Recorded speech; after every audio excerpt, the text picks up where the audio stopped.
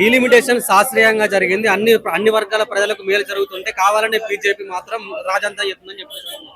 మేలు ఎవరికి జరగట్లేదండి. ఇది కేవలం ఆ రోజు ఎంఐఎం కి ఈ హైదరాబాద్ ని అమ్మేసినట్టుగానే మాకు అనిపిస్తుంది. రజాకార్ పాలనని మళ్ళా ఇక్కడికి తీసుకురావడానికి ప్రయత్నాలు చేస్తున్నారు. కాంగ్రెస్ లో ఉన్న లీడర్లు రేవంత్ రెడ్డి గారి భూములు శివారు ప్రాంతాలలో ఉన్నాయి కాబట్టి రియల్ ఎస్టేట్ పెంచుకోవడానికి, ధరలు పెంచుకోవడానికి చేస్తున్నారే కానీ ఇంత హడావిడిగా ఎందుకు చేస్తున్నారో ఎవరికి అర్థం కావట్లేదు. ఈ రోజు 150 డివిజన్ లో నిధులు సరిగ్గా లేవు. ఒక చెట్ల కొమ్మలు కొట్టేయమంటే లాడర్ సరిగ్గా లేదు, లైట్లు సరిగ్గా లేవు, రోడ్లు లేవు, నాలాలు లేవు. మీరు ఇంకా కొత్తగా తీసుకుపోయి 2000 కిలోమీటర్లు స్క్వేర్ కిలోమీటర్లు చేశామని చెప్పి చెప్పుకోవడానికి గొప్ప నగరం కాదండి. నిజంగా కూడా ఇది విశ్వనగరం లాగా కావాలి అని అంటే చిత్తశుద్ధితో చేయాలి. కేవలం ఎంఐఎం వాళ్ళ ఓట్లు పెంచి అక్కడ వాళ్ళ డివిజన్లు పెట్టి వాళ్ళకి ఎక్కువ సీట్లు వస్తే కాంగ్రెస్ వాళ్ళు కలిసి ఇక్కడ మేయర్ ని కైవసం చేసుకోవాలి, తర్వాత హైదరాబాద్ ని అమ్ముకోవాలన్న ప్రయత్నాలు వాళ్ళు చేస్తున్నారు. హైదరాబాద్ నగరంలో రజాకార్లతో పోరాడిన వాళ్ళము. ఇట్లాంటి ఈ సమయంలో ఎంఐఎం తో కూడా మేము పోరాడతాము, కోర్టు మెట్లు ఎక్కుతాం, ఇంకా తీరంగా వస్తే మేము రోడ్ల పైకి కూడా ఎక్కుతాం. కానీ వాళ్ళు చేసే వాటికి మాత్రం మేము ఎలాంటి మీటింగ్ లేదండి. కేవలం వాళ్ళంతల వారు దారుసలాం ఆఫీసులలో కూర్చొని ఇచ్చారు. ఇవాళ మాకు మ్యాప్లు ఇచ్చారు. ఒక్కసారి ఈ మ్యాప్లు మీరు చూసుకోండి.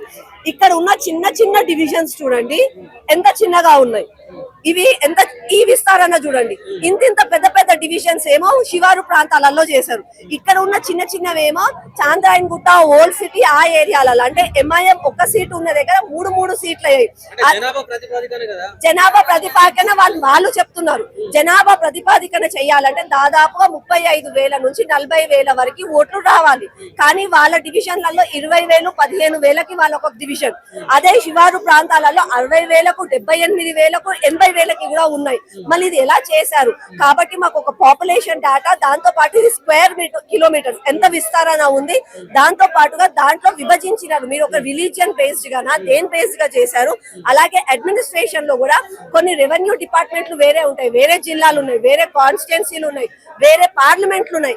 అవన్నీ కూడా మీరు ఎందుకు కలిపారు, ఇంత హడావిడి ఎందుకు అని చెప్పి మేము ప్రశ్నించినాము. ఆమెని పొగిడినంత సేపు వింటది, ఆమెని ప్రశ్నించే వరకు అలిగి వెళ్ళిపోతుంది మేయర్ గారు. ఇప్పటికైనా తన వైఖరిని మార్చుకోవాలని చెప్పి నేను అంటున్నాను. మేము మా పోరాటం జరుగుతూనే ఉంటుంది. ఒకటండి, ఒక గెజెట్ ఫామ్ ఇచ్చారు. ఆ గెజెట్ ఫామ్ లో ఈస్ట్, వెస్ట్, నార్త్, సౌత్ ఇచ్చారు. దాని తర్వాత ఈ రోజు మాకు మ్యాప్ ఇచ్చారు. ఈ మ్యాప్ లో ఏది కనిపించట్లేదు, పాపులేషన్ లేదు, ఏమి లేదు. దీన్ని తీసుకుపోయి మీరు కంప్లైంట్లు ఇవ్వండి అంటే ఎవరు ఇస్తారండి కంప్లైంట్లు? ఎందుకు ఇస్తారు కంప్లైంట్లు? అంటే చీకట్లో బాణం వేయండి. అరే మేము మీతో చర్చించాము, మీ అభిప్రాయాలు సేకరించాము కాబట్టి చిత్తశుద్ధితో మేము చేశామని చెప్పుకోవడానికే కానీ ఇందులో మాత్రం ఎలాంటి ప్రణాళికబద్ధంగా జరగలేదు. ఇది కేవలం చెప్పుకోవడానికి, కాంగ్రెస్ వాళ్ళు గొప్పలు చెప్పుకోవడానికి ఇవాళ మీటింగ్ పెట్టిందే కానీ మేము అడుగుతున్న ప్రశ్నలకు తన దగ్గర సమాధానం మాత్రం లేవు. ఏమి లేదండి, మీరు అనుకుంటున్నారు ఆమె ఏదో చర్చ చేస్తుందని. కేవలం దీనికి ఆమోదం పలుకుతుంది, తర్వాత ఎలక్షన్స్ టైంలో ఎలక్షన్లు పెట్టేస్తారు, మేయర్ సీటు వాళ్ళు కైవసం చేసుకుంటారు. అంత రాజకీయ లబ్ధి కోసమే. కాంగ్రెస్ రాజకీయ లబ్ధి కోసం ఎంఐఎం కి మన హైదరాబాద్ నగరాన్ని అంపేశారు. ఇది ఒక బీజేపీ పార్టీ కోసమో నా కోసమో కాదు, హైదరాబాద్ నగర ప్రజల కోసం. ఆ రోజు రజాకార్ పాలన మళ్ళా తీసుకురావాలనుకుంటున్నారు. ఈ రోజు మనం బొట్టు పెట్టుకోవాలన్నా, మళ్ళా వినాయక చవితి చేసుకోవాలన్నా, అయ్యప్ప మాల వేసుకోవాలన్నా ఈ దారుసలాంలో పోయి ఎంఐఎం వాళ్ళ కాలు మొక్కాలా మేము? మాకేం పట్టిందండి? హైదరాబాద్ నగరం మాది, ఎంఐఎం ఒక్కరిది కాదు, ఒక ముస్లింలది కాదు, ఒక మైనారిటీలది కాదు. హైదరాబాద్ నగరం అందరిది కావాలి అంటే మేయర్ గారు మంచిగా సానుకూలంగా స్పందించాలి. అంతేగాని ఏదో ఇంట్లో అక్క చెల్లెలు కొట్లాడుకుంటే నేను అలిగి వెళ్ళిపోతానని చెప్పి అలిగి వెళ్ళిపోతే మాత్రం ఎవరు కూడా ఊరుకోరు. మా పోరాటం కొనసాగుతూనే ఉంటుందని మేము ఇవన్నీ డాటాస్ తీసుకున్నాము. పార్టీ నిర్ణయం తీసుకుంటది, పార్టీ కోర్టుకి కూడా పోతానన్నది. పార్టీ రోడ్ ఎక్కమంటే రోడ్ ఎక్కుతాము, పార్టీ పోయి సెక్రటేరియట్ ముట్టడించమంటే సెక్రటేరియట్ ముట్టిసేసి, కానీ హైదరాబాద్ నగర ప్రజలకు న్యాయం జరిగే వరకు మేము పోరాడుతూనే ఉంటాం. ఈ మ్యాప్ పట్టుకొని ఏం చర్చ చేస్తాం? ఈ మ్యాప్ తీసుకొని ఏం చర్చ చేయగలుగుతాం? ఈ మ్యాప్ లో ఏం కనపడుతుంది? నంబర్లు తప్ప లేదు. కేవలం ఓటు బ్యాంకు రాజకీయాల కోసం, మైనారిటీ సంతుష్టికరణ విధానాల కోసం, ఎంఐఎం మెప్పు కోసం ఈ యొక్క కాంగ్రెస్ ప్రభుత్వం, కాంగ్రెస్ పార్టీ ఈ యొక్క డీలిమిటేషన్ ప్రాసెస్ చేసిందని చెప్పి మేము భావిస్తున్నాం. ఖచ్చితంగా దీన్ని వ్యతిరేకిస్తున్నాం. డివిజన్ రేషనలైజేషన్ సరిగ్గా జరగలే. కోర్ ఏరియాలో మాత్రమే డివిజన్లు పెంచి 30,000 ఓట్ల నుంచి ఎంఐఎం ప్రాబల్యం ఉన్న ప్రాంతాల్లో 20,000కే ఓటర్లుగా డివిజన్లు చేస్తే ఎక్కువ డివిజన్లు ఎంఐఎంకి వచ్చే విధంగా చేసిర్రు ఈ యొక్క డిమార్కేషన్. కాబట్టి దీన్ని పూర్తిగా వ్యతిరేకిస్తాం. రేషనలైజేషన్ ప్రకారంగా 300 డివిజన్లకు గాను 40 నుంచి 50,000 మధ్య ఓటర్లు ఉండాల్సిందే. అంతకంటే తక్కువ ఉంటే ఒప్పుకునేది లేదు. 20,000 ఓట్లు 15,000 ఓట్లు ఉంటే మేము అస్సలు ఒప్పుకోమని చెప్పి మేము ఈ మ్యాప్ చెప్పడం జరిగింది. ఈ రోజు 300 డివిజన్లని కాంగ్రెస్ పార్టీ తీసుకొచ్చింది. ఈ రోజు మాకు కూడా తెలియదు అసలు. అంటే 3-4 డేస్ కింద ఒక డిజిటల్ చేసి నడిచేది మాకు వచ్చేసి చూపించారు. అసలు పబ్లిక్ ఎవరికి తెలియదు, ఒక ఎమ్మెల్యేలకు తెలియదు, ఎంపీలకు తెలియదు, హైదరాబాద్ ప్రజలకు తెలియదు. తీసుకొచ్చేసి డివిజన్ చేంజ్ అయిపోయిందని చెప్పేస్తున్నారు. అంటే ఎవరి గురించి చేశారు, ఎవరికి డివిజన్ చేశారు? పబ్లిక్ ను ఒక పాపులేషన్ తీసుకున్నారంటే పాపులేషన్ లేదు. ఇక్కడికి వెళ్ళి తీసుకుపోయి అకాడేషన్, ఇక్కడికి వెళ్ళి తీసుకుపోయి అకాడేషన్, అసలు దేని సంబంధం లేకుండా వేసేసారు. ఒక డివిజన్ లో ఒక 20,000 నుంచి 30,000 నుంచి 40,000 ఎంత తీసుకుంటున్నావు? ఒక డివిజన్ తీసుకొని ఆ డివిజన్ సెట్ చేయాలా? నీ ఇష్టం వచ్చినట్టు ఈడికెళ్ళి ఇక్కడ కట్ చేసి ఇక్కడ, ఆడికెళ్ళి కట్ చేసి అక్కడ ఎంఐఎంలు ఉంటే ఏదైతే ఎంఐఎం కాంగ్రెస్ వాళ్ళు కూర్చొని చేసిండ్రో దీన్ని మేమంతా వ్యతిరేకిస్తున్నాము. పార్టీ నుంచి పెద్ద ఎత్తున ధర్నా చేస్తారు, నిర్ణయించారు, కోర్టు కూడా వెళ్తారు. ఇది మేము చాలా రోజులు అంటే మాకు నల్లకొండ డివిజన్ ఇంతకుముందు 50,000 పాపులేషన్ ఉన్నది. అందులో తీసుకొచ్చేసి ఒక డిజిటల్ అది మన ఏదైతే శివం రోడ్ ఉన్నదో ఆడికెళ్ళి తీసుకొచ్చేసి బర్కత్పుర కాడ పెట్టేశారు. అంటే మధ్యలో అంతా కట్ చేసి తిలక నగర్ చేశారు. అంటే ఇప్పుడు అక్కడ ఎక్కడ పోవాలి పబ్లిక్ అందరూ? సగం ఇక్కడ చేసారు, సగం అక్కడ చేశారు. మేమేమంటున్నామంటే నువ్వు 50,000 డివైడ్ చేసినామంటే కనీసం మాకు డివిజన్లు నేను ఈ మూలకెళ్ళి నా మూలకెళ్ళి ఎక్కడ ఎడగా పని చేస్తానండి. ఒక కార్పొరేటర్ వేసేసి ఇక్కడ దానికి సంబంధం లేదు. మధ్యలో నాలో ఉన్నది, ఒక బస్ స్టేషన్ ఉన్నది. నేను వెళ్ళేసి ఒక డివిజన్ నుంచి పని చేయాలంటే ఎట్లా చేస్తారు? పబ్లిక్ కూడా చాలా ఇబ్బందిగా ఉన్నది. అసలు పని చేయడానికి కూడా మనకు రాదు. కాబట్టి మన పార్టీ నుంచి కూడా మనకు పెద్ద ఎత్తున ధర్నా చేయాలని నిర్ణయించారు. రేపటి నుంచి కోర్టు కూడా వెళ్తున్నారు. దానికి అందరం మేము దీనికి తను ఏం నిర్ణయం కూడా తీసుకోలేదు. చక్కగా లేచేసి వెళ్ళిపోతుంది అంతే. లేచిపోతే ఇంతవరకు కరెక్ట్ అంటే ఒక మేయర్ నువ్వు ఒక కూర్చొని పెట్టేసినావు, మాట్లాడే వరకు ఉండాలి నా ఓపికతోని. అప్పుడే లేచేసి వెళ్ళిపోతున్నది. అది కరెక్టే. అసలు మేయర్ది ఆ ఓపిక లేని మనిషి మేయర్ ఉన్నది. డీలిమిటేషన్ ప్రక్రియ అంత సాఫీగా సాగుతుంటే బీజేపీ దీన్ని రాద్ధాంతం చేస్తుందని కాంగ్రెస్ వాళ్ళు మాట్లాడుతున్నారు. సాఫీగా చేస్తే రాద్ధాంతం ఎందుకు అవుతుంది? మీరు డీలిమిటేషన్ అనేది ప్రజా ప్రతినిధులకు చెప్పి చేశారా?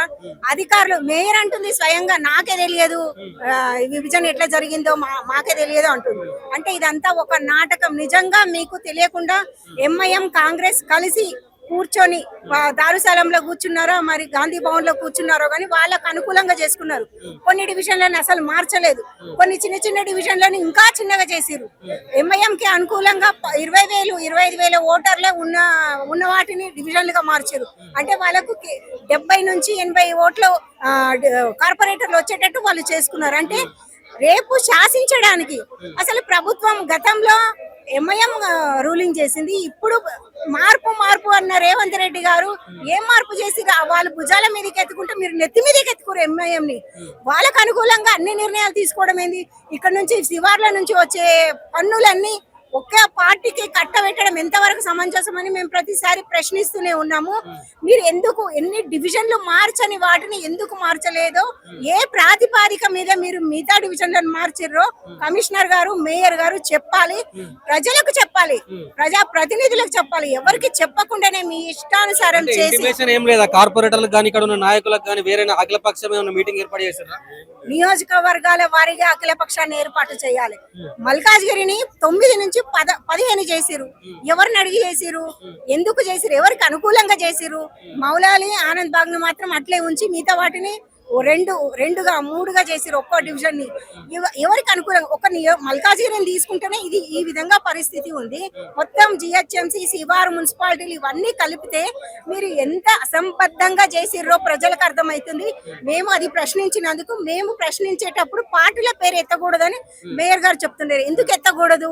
మీకు అనుకూలంగా చేసినప్పుడు మేము మిమ్మల్ని ప్రశ్నిస్తాం. మీరు ప్రశ్నించినప్పుడు దానికి సమాధానం చెప్పాలి. కానీ సమాధానం చెప్పకుండా సమావేశాన్ని అర్ధాంతరంగా ముగించేసి ఇది అయిపోయింది, ఇంకా డీలిమిటేషన్ అయిపోయింది అన్నట్టుగా మీరు చెప్పడం ఎంతవరకు కరెక్ట్? మీరు డీలిమిటేషన్ సభ మొదలయ్యే ముందే మేయర్ గారు అన్నారు మేము అందరి కార్పొరేటర్లకి అందరికి అవకాశం ఇస్తాం. అందరూ మీ అభ్యర్థనలో మేము చెప్తే దాన్ని తీసుకుంటాం అన్నట్టు.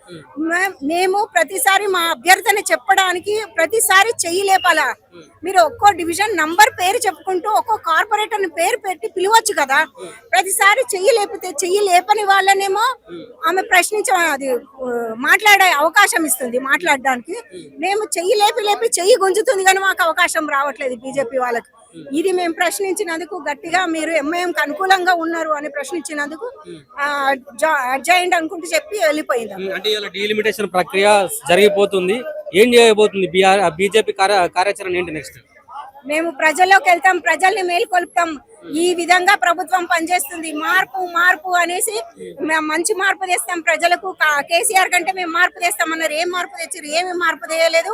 వాళ్ళకంటే ఇంకా ఘోరంగా పాలన చేస్తారు. అసలు ప్రభుత్వము పాలన కాంగ్రెస్ రేవంత్ రెడ్డి చేస్తున్నారా, ఎంఐఎం ఓవైసీలు చేస్తున్నారా? ప్రజలు తెలుసుకోవాలి. ఇప్పుడు మాకు అర్థమైంది ఏంటంటే జిహెచ్ఎంసీలో ఎంఐఎం పార్టీనే రూలింగ్ చేస్తుంది. జిహెచ్ఎంసీ మొత్తంని వచ్చిన ఫండ్ అంతా వాళ్ళకే కేటాయిస్తారు. మేము అడిగితే మేమేమో చిన్న పనికి కూడా అధికారుల చుట్టూ తిరిగి కాళ్ళు అరిగేలాగా తిరగాలి. వాళ్ళు మాత్రం డిమాండ్లు చేస్తుంటారు. ఎంఐఎం పార్టీ అధినేతలు డిమాండ్ చేయగానే 360 కోట్లు హెచ్ఎండబ్ల్యూఎస్ ఎండి చంద్రాయణ గుట్టకు ఇచ్చేసారు.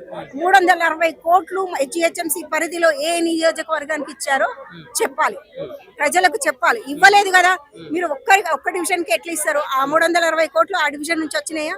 మీరు చేస్తే ఎంఐఎం పాలిత డివిజన్లు ఏవైతే ఉన్నాయో ఆ డివిజన్లకు ఒక మేయర్ని చేయండి. వాళ్ళు కట్టిన పన్నులు వాళ్ళనే పాలించుకోవాలి. అసలు ప్రభుత్వ సహాయం లేకుండా ఎట్లా పన్నులు జరుగుతాయో మేము చూస్తాం. మొత్తం ఫండ్ వచ్చేసి ఇక్కడ శివారు ప్రాంతాలది పన్నులు జరిగేది మాత్రం ఎంఐఎం పాలిత కార్పొరేటర్ డివిజన్లకి.